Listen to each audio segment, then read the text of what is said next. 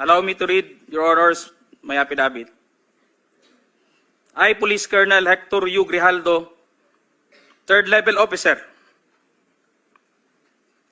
presently assigned at Personal Holding Administrative Unit, Camp Crame, Quezon City, after duly sworn to, under oath and in accordance with law, do hereby depose and states that I have been dedicated to public service for almost 30 years, and since I took my oath as cadet on June 1, 1995.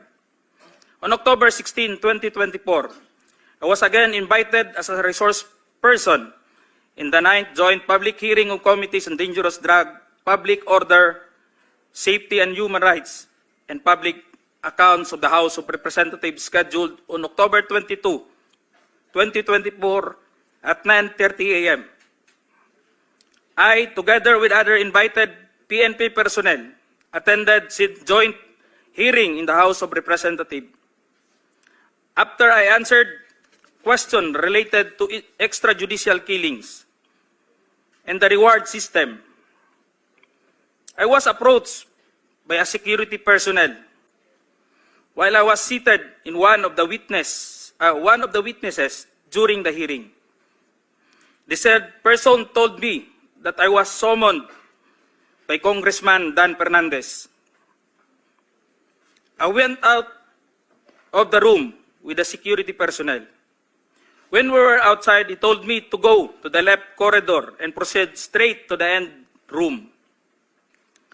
While walking, I saw other witnesses who were standing in the corridor, including my classmate, Major Portalesa and Captain Anova, who was wearing a PNP uniform, and the latter acknowledged me by saluting.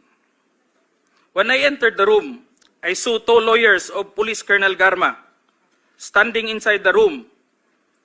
One of the lawyers approached me and then asked me what we are going to talk about. I said, I do not know. After a while, Kong Dan Fernandez entered the room and he asked me to sit beside him on his right side. And then Kong Abante entered the room, sat far end of the chair on the right. One of the lawyers of Police Karma stood near at my back. Kong Dan Fernandez put the paper he was holding on the table and told me, ito ang sasabihin mong statement na ito, while pointing on the paragraph on the paper. Ito ang supplemental affidavit ni Colonel Garma. Sabihin mo, alam mo ang reward system. I-confirm mo lang. Kong Dan told me to read the said affidavit. However, I asked the copy of affidavit he was showing to me to read it. He did not give it to me. The lawyer of Police Colonel Garma said, ikaw lang ang pwedeng magsabi niyan, sabi ni Colonel Garma. I was puzzled and I asked myself, why me? I respectfully told him that I cannot confirm. They are saying, as I have not read the affidavit. We went silent for a while. And then Kong Dan Fernandez said, while holding the affidavit, saan ka pwede? Dito, noong 1999, about DDS, alam mo to, pulis ka na sa Davao nito. I politely told him that I was not still with the PNP because I was working with the Bureau of Jail Management and Penology in 1999 that time. After some time, Kong Abante asked me how many years do still I have with the PNP. I answered, I still have 4 years before my retirement. Then he made a remark, pwede ka pang maging general. I humbly responded to him, masaya na ako sa ranggo ko, sir. Pagkatapos nito, sir, uuwi na lang ako. At magtatanim na lang ako ng kamote sa amin. The cordial conversation between us continued, and I felt that they wanted me to convince me to do what they wanted me to do. Then Kong Abante asked me where I serve as a chief of police, to which I answered, Mandaluyong City Police Station. Kong Abante then persuaded me by saying, ikaw naman, Colonel, ganito na lang, alangan namang walang insidente o pangyayari sa panahon na yon. I answered, and I served as a COP in Mandaluyong during the COVID-19 pandemic, and there were less crime committed. And we did not receive any reward from anyone. I added that we only received funds, additional MOA or support fund, from the Peace and Order Fund of the LGU.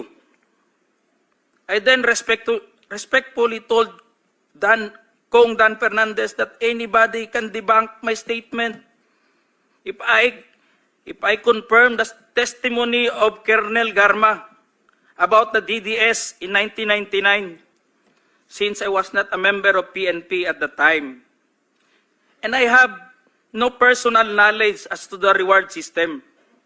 Additionally, I said, the work of the policeman are noble and requires great sacrifice, even without the reward or award. It is our moral obligation and a call of duty to serve our country and people. Then Kong Dan asked me, si Colonel Garma, anong masabi mo sa kanya sa Barayuga? I politely told him I cannot comment on the case. When I respectfully answered him, Sir, mahirap yan. Kasama kami sa nag-iimbestiga at hindi ko alam kung anong kinalaman niya at may investigasyon din sa amin, baka ma-incriminate ako, sir. After the discussion, they did not give me a copy of the second affidavit of Police Colonel Garma. I felt that I disappointed them. Kong Dan Fernandez and Kong Abante left the room, while I and the two lawyers of Police Colonel Garma stayed in the room for a while. I presume that they are about to present the second affidavit of Police Colonel Garma. I asked the two lawyers of Police Colonel Garma why they have chosen me. They did not answer me and just stared at me. And that I went back to the hearing room. When I went back to the hearing room, I immediately called the attention of Police Colonel Lito Patay, who were sitting behind the witness table. We proceeded at the back of the lobby area when they suspended the hearing. I confided and discussed to him what happened in the room with Kong Dan Fernandez and Kong Abante and the two lawyers of Police Colonel Garma. That's all, Mr. Chair. Thank you, Colonel Grijaldo. What motivated you to speak before this committee?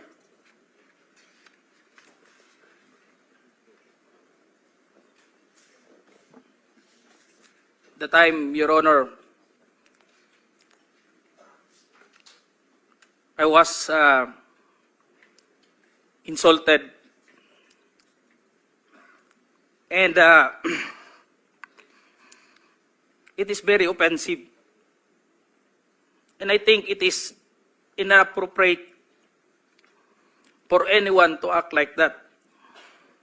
Meaning, you feel that you are being coached to make that statement? Yes, Your Honor. I feel I'll be corrupted to make that statement, Your Honor. Bakit? Just because that time, habang nag-uusap-usap, habang nagkakaroon ng deliberation doon sa hearing, Your Honor, hindi ko alam kung may present nila si Colonel Garman at that time, Your Honor, na mag-aano nung second supplemental, ay yung supplemental affidavit niya. So do you feel harassed? Did you feel harassed? It's an harassment and very offensive, Your Honor, and uncalled for anybody. That time, I was wearing my uniform You're wearing your as police uniform officer. and you are being told to lie. Parang Am I correct? gusto nilang magsisinungaling po ako, Your Honor.